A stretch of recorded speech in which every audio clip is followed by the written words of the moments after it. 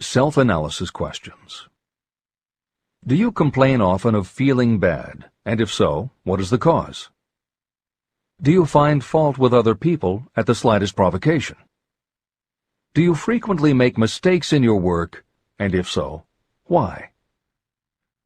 Are you sarcastic and offensive in your conversation? Do you deliberately avoid the association of anyone, and if so, why? Do you suffer frequently with indigestion? If so, what is the cause? Does life seem futile and the future hopeless to you? Do you like your occupation? If not, why? Do you often feel self-pity? And if so, why? Are you envious of those who excel you? To which do you devote most time, thinking of success or of failure? Are you gaining or losing self-confidence as you grow older? Do you learn something of value from all mistakes? Are you permitting some relative or acquaintance to worry you? If so, why? Are you sometimes excited about life, and at other times in the depths of despondency? Who has the most inspiring influence upon you, and for what reason? Do you tolerate negative or discouraging influences that you could avoid? Are you careless of your personal appearance?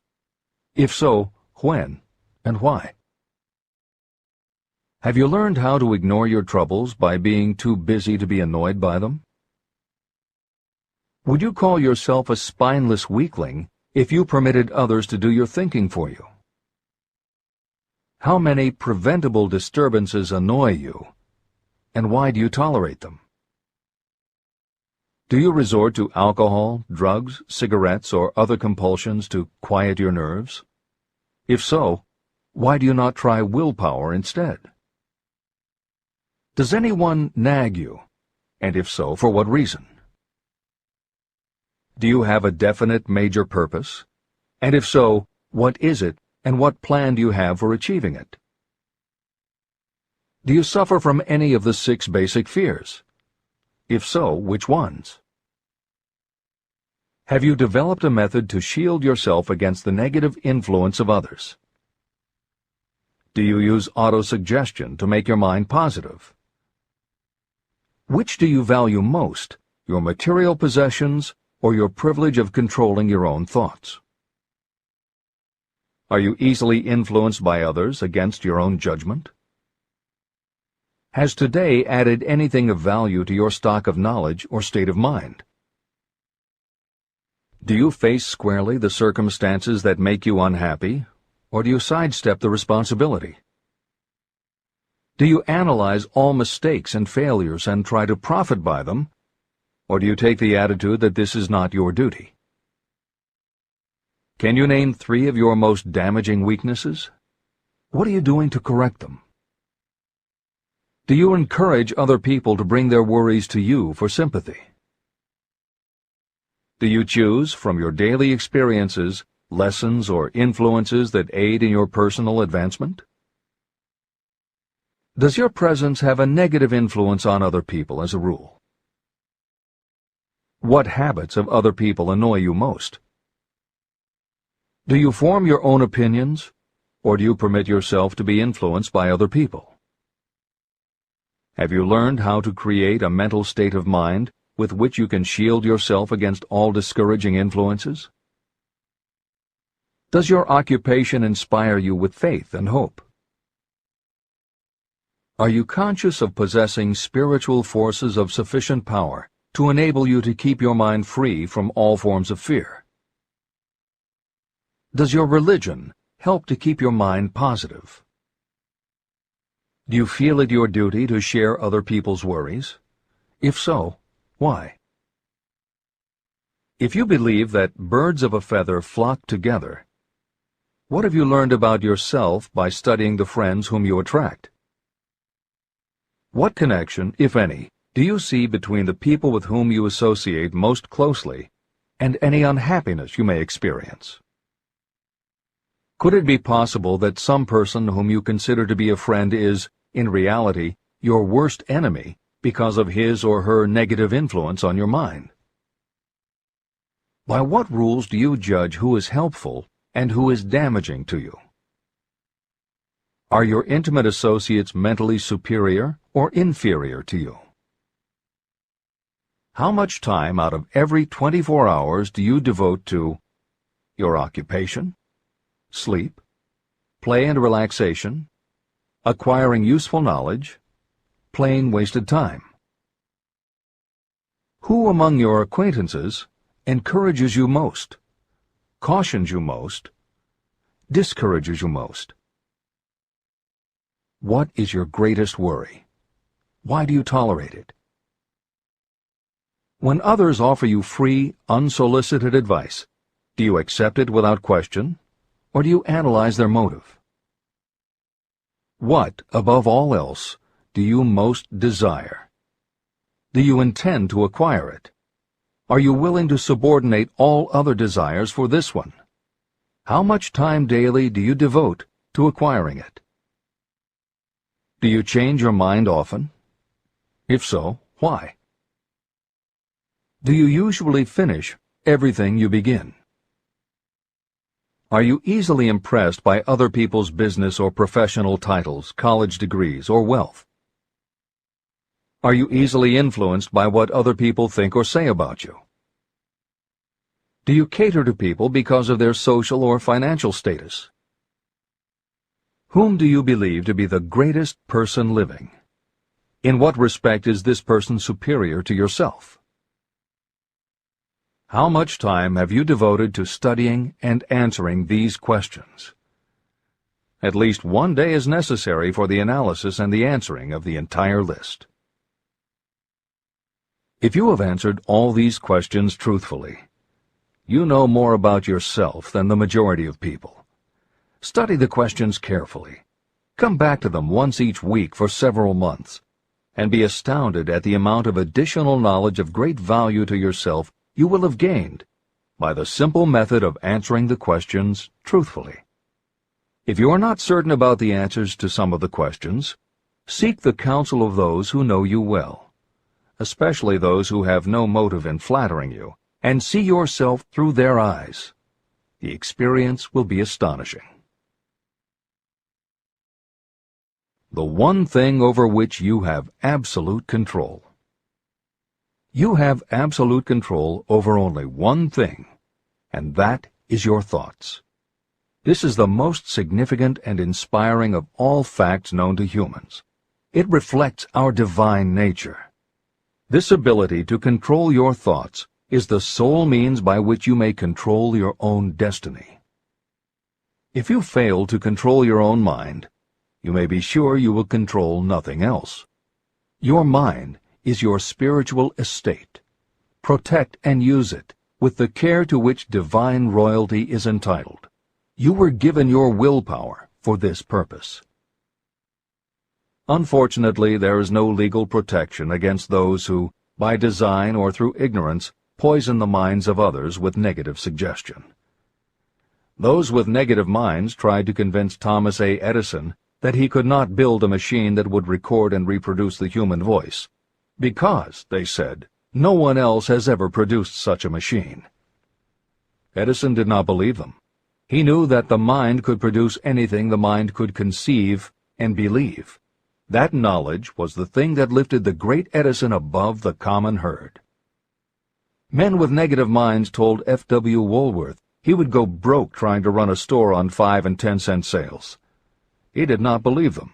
He knew that he could do anything within reason if he backed his plans with faith. Exercising his right to keep the negative suggestions of others out of his mind, he piled up a fortune of more than $100 million. Doubting Thomases scoffed scornfully when Henry Ford tried out his first crudely built automobile on the streets of Detroit. Some said the thing would never become practical. Others said no one would pay money for such a contraption. Ford said, "I'll belt the earth with dependable motor cars." And he did. For the benefit of those seeking vast riches, Let it be remembered that practically the sole difference between Henry Ford and a majority of workers is this: Ford had a mind, and he controlled it. The others have minds that they do not try to control.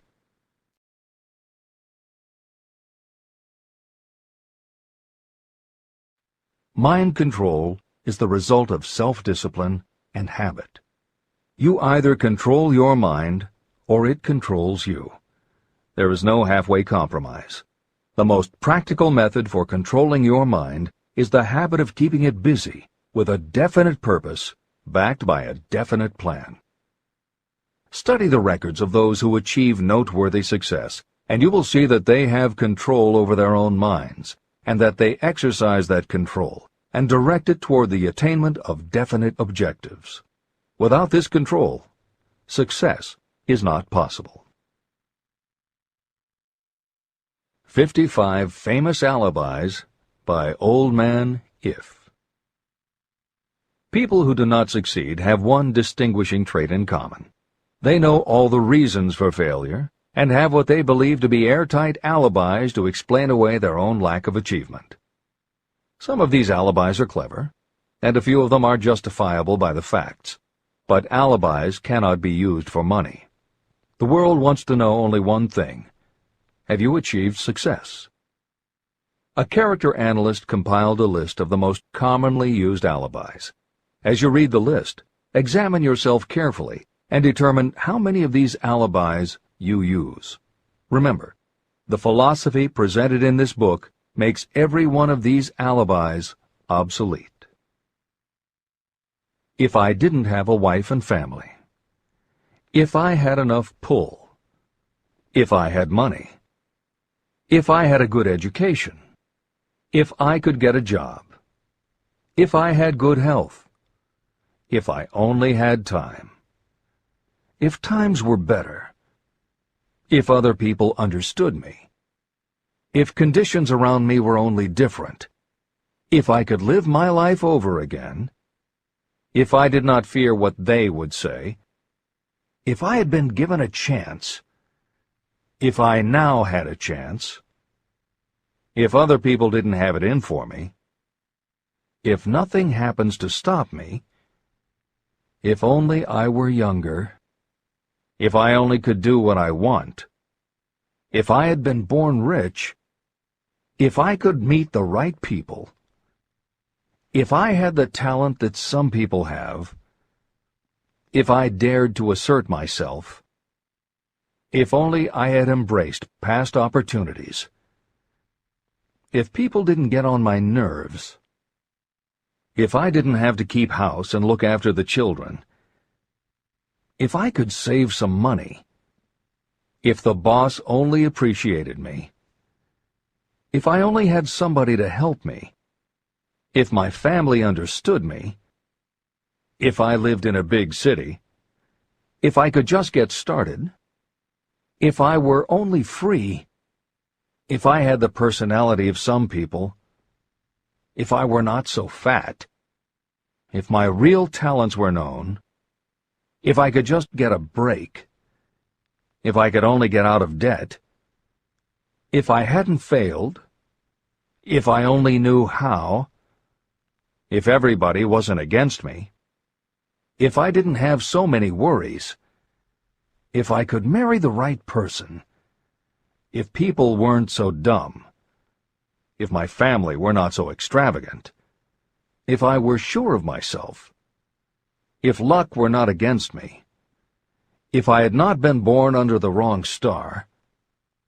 If it were not true that what is to be will be. If I did not have to work so hard. If I hadn't lost my money. If I lived in a different neighborhood. If I didn't have a past. If I only had a business of my own. If other people would only listen to me. If, and this is the greatest of them all, if I had the courage to see myself as I really am, I would find out what is wrong with me and correct it. And I know that something must be wrong with the way I have done things, or I would already have the success that I desire. I recognize that something must be wrong with me, Otherwise, I would have spent more time analyzing my weaknesses and less time building alibis to cover them. Building alibis to explain away failure is a national pastime. The habit is as old as the human race and is fatal to success. Why do people cling to their pet alibis? The answer is obvious. They defend their alibis because they create them. Your alibi is the child of your own imagination. It is human nature to defend your own brainchild. Building alibis is a deeply rooted habit. Habits are difficult to break, especially when they provide justification for something we do. Plato had this truth in mind when he said, "The first and best victory is to conquer self. To be conquered by self is, of all things, the most shameful and vile." Another philosopher had the same thought in mind when he said, "It was a great surprise to me when I discovered that most of the ugliness I saw in others was but a reflection of my own nature." Elbert Hubbard, philosopher, author, publisher of the Fra magazine, and founder of the Roy Crofters Community of Artists, said, "It has always been a mystery to me why people spend so much time deliberately fooling themselves by creating alibis to cover their weaknesses. If used differently, this same time would be sufficient to cure the weakness. Then no alibis would be needed." In parting, I would remind you that life is a checkerboard, and the player opposite you is time. If you hesitate before moving, or neglect to move promptly, your men will be wiped off the board by time. You are playing against a partner who will not tolerate indecision. Previously, you may have had a logical excuse for not having forced life to come through with whatever you asked. That alibi is now obsolete, because you are in possession of the master key that unlocks the door to life's riches. The master key is intangible, but it is powerful. It is the privilege of creating, in your own mind, a burning desire for a definite form of riches. There is no penalty for the use of this key, but there is a price you must pay if you do not use it. The price is failure. There is a reward of stupendous proportions if you put the key to use. It is the satisfaction that will come to you when you conquer self and force life to pay whatever is asked. The reward is worthy of your effort. Will you make the start and be convinced? "If we are related," said the immortal Emerson, "we shall meet." In closing, may I borrow his thought and say, if we are related, we have, through these pages, met. Remember that your real wealth can be measured not by what you have, but by what you are.